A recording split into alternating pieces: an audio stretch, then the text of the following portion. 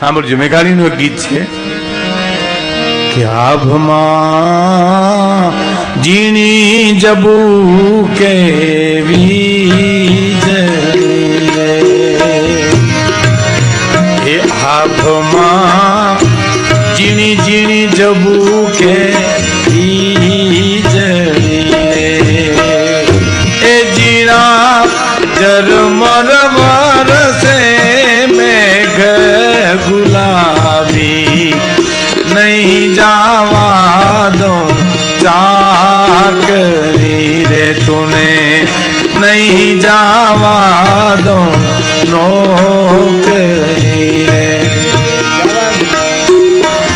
आभमा जीनी जीनी जबू के छरी जरी रे ए जीना चरमर वरसे मेघ गुलाबी नहीं जावा दो नौकरी रे तुमने नहीं जावा दो चाकरी रे।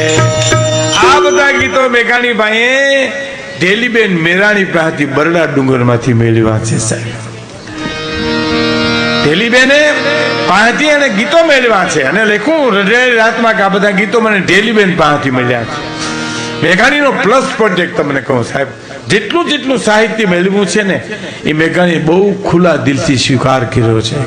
આ વાર્તા મને અહીંથી મળી છે, આ છંદ મને અહીંથી મળ્યો.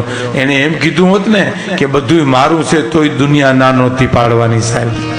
આવો માણસ, એક તો વાણીઓ અને કવિ પાછો. એક તો વાણિયાના દીકરાને ભગવાને બુદ્ધિ બહુ આપ્યું હોય તો તમને ખબર છે. આમાં વાણિયા હોય તો ખાસ યાદ રાખે ને ખાસ સાંભળે તો. કારણ કે અમારા માનભાઈ ગઢવી એમ કહેતા કે ભગવાને જ્યારે બુદ્ધિ વેચી ત્યારે જેટલી વાણિયાને દેવાય એટલી દઈ દીધી, વધી એમાં આપણે બધાય લુવાણા બ્રાહ્મણ, આયર, ચારણ, બોટી બ્રાહ્મણ, બધા બરડાય બ્રાહ્મણ, કોળી બધા આવી ગયા. આગળ બુદ્ધિ વાણીઓ સાંભળજો, આગળ બુદ્ધિ વાણીઓ, પાછળ મતી બ્રહ્મ. બ્રહ્મ એટલે બ્રાહ્મણ નહીં, બધી જ્ઞાતિ આવી જાય. આગળ બુદ્ધિ વાણીઓ, પાછળ મતી બ્રહ્મ, તરક બુદ્ધિ તરકડો અને ઘૂસતો મારે ગમ. હું કામે વાણિયાના દીકરાને આગળ આગળ હુજી જાય, આ ન કરાય, આ ન કરાય, આ ન કરાય. આપણને પછી ખબર પડે કે આ ન કર્યું હોત તો સારું હતું, ત્યાં તો બધું પૂરું થઈ ગયું હોય. એની ઘણી વાતો છે, હું પછી મેઘાણીના ગીત વખતે કહીશ, પણ મારી એક વાત વિપુલભાઈ કરવી છે. હમણાં મને એક વાત મળી. એક અમારે અહીંયા શેઠ હતા ને, કપૂરસન શેઠ, એને 50,000ની હમણાં ભેંસ લીધી ભાઈ, 50,000ની ભેંસ લીધી. 6 મહિના કે વરસ દીધી છે અને પુનર્વિધિમાં એને 10,000માં વેચી નાખી. બોલો, એટલી ખોટ ખાઈ કોઈ આને ખાધી. લીધું હું 500 રૂપિયાની બકરી. એમાં કોકે પૂછ્યું, શેઠ એટલી બધી ખોટ ખાધી, 50 રૂપિયા 50,000ની ભેંસ તમે 10,000માં વેચી નાખી અને 500 રૂપિયાની બકરી લીધી? તો આ કા? તો ભેં બોલું તો છાતીમાં દબાણ થાય છે. ભેં અહીંથી આવે, જો બોલો ભેં બોલો, લ્યો ભેં અહીંથી આવે. તો લીધું હું બકરી, અહીંથી જ બોલાય બકરી બકરી બકરી. આખો દી કર્યા કરો, કઈ થાય જ નહીં. એટલી ઝીણવટ સાહેબ, એટલી ઝીણવટ. બકરી બકરી બકરી બોલો, આખો દી બોલો, લ્યો ભેં તો અહીંથી આવે સાહેબ. એને ન પોહાય સાહેબ, જરાય પોહાણ ન થાય. એક તો વાણીઓ, પાછો કવિ. પણ મારા વાઇફ સાથે આવ્યા છે, એમના દાદા એને સાહિત્ય ઘણું આપ્યું છે. મેઘાણીને વાંચો તો ગગુભાઈ લીલા મારા વાઇફ છે, એના દાદા થાય સગા. અને એ ગગુભાઈ લીલા પાસે આવતા, હવે જગુભાઈ એનું ગળું દાબી દેજો. દાબી દીધું ને. આ મોબાઈલ છે ને દુનિયાને હાવ મુઠ્ઠીમાં લઈ લીધી. એક બીજું મોબાઈલ ખોટું બોલો ને મોટું સાધન થઈ ગયું. આપણે મોબાઈલમાં ફોન કરી, ક્યાં છો? તો હું તો મુંબઈ છું ને, ઊભો હોય નવેરીમાં, વાહ ઊભો હોય. અને મારો દીકરો કે મુંબઈ શું એમ. એટલે આમ એક પતિ પત્ની ઘરેથી ફોન કર્યો, મોબાઈલમાં, ક્યાં છો કે ઘેરે જ આવું છું, ગાડીમાં જ બેઠા છો તો કે આ ગાડી ચલાવો છો, ખરેખર ઘેરે જ આવો છો તો કે આ હોરન મારો જી, લાગે હોરન કોકની વાડી બેઠા હોય, કેવી રીતે લાગે આ?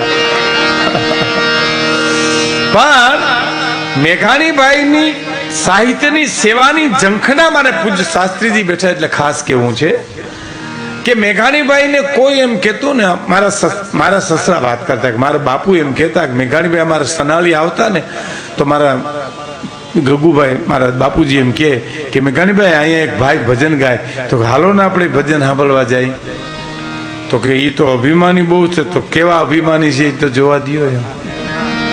એ સાહિત્યનો એક ભાગ છે. માનો કે આપણે મેઘાણીભાઈ ત્યાં જઈને ભજન નો ગાઈને તમારું અપમાન કરી નાખે તો કે કેવું અપમાન કરે છે, કેવું સહન કરી શકું એ તો જોવા દો. એમ એ સાહિત્ય, ઈ મેઘાણીનું આ ગીત છે. આભમાં ઝીણી ઝીણી જબુકે વીજળી, ઝીણા ઝરમર વરહે મેઘ ગુલાબી. પતિને કેવું સંબોધન કર્યું, ગુલાબી તને નહીં જવા દઉં નોકરી. પોતાની સ્ત્રી અર્ધાંગના, અર્ધાંગના એટલે દુઃખમાં અર્ધોરથ ભાગ લે અને અર્ધાંગના કહેવાય, આરોર અર્ધોરથ ખાઈ અને અર્ધાંગના ન કહેવાય. આપણે બે લાડવા ખાઈને ચાર ઉપાડે એને અર્ધાંગના ન કહેવાય. અર્ધાંગના તો અર્ધોરથ દુઃખમાં ભાગ લે એને અર્ધાંગના કહેવાય. અને ઈ અર્ધાંગના સ્વર્ગસ્થ ગિરધર બાપા અને સવિતાબેન, જે પતિની સાથે જેને અર્ધો અર્ધ જિંદગી કરી, એનું આ ફળ છે. આ બધું આજે સંપ છે. આ છએ ભાઈઓનો પરિવાર, છએ ભાઈઓ તો હોય બાપ, પણ બહારની આવેલી બાયુ એક રીએ, એ બહુ મોટી વાત છે. એ ધન્યવાદ તો હું મારી બહેનોને આપું છું, આ છ બહેનોને આપું છું કે બહેનો તમારા માતા પિતાને ધન્ય છે કે તમને આવા સંસ્કારના સિંચન કર્યા છે. સાહેબ,